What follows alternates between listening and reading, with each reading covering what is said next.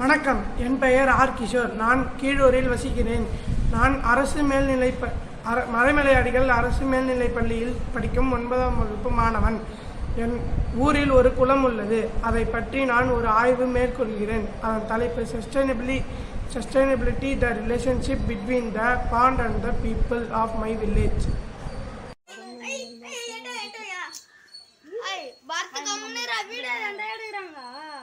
ஆமாண்டா, அப்படியே நீ மட்டும் அப்படியே கம்முன்னு வர்றா.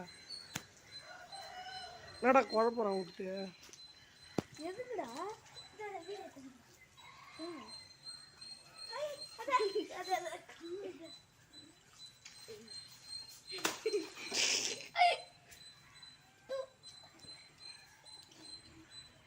ஏன்டா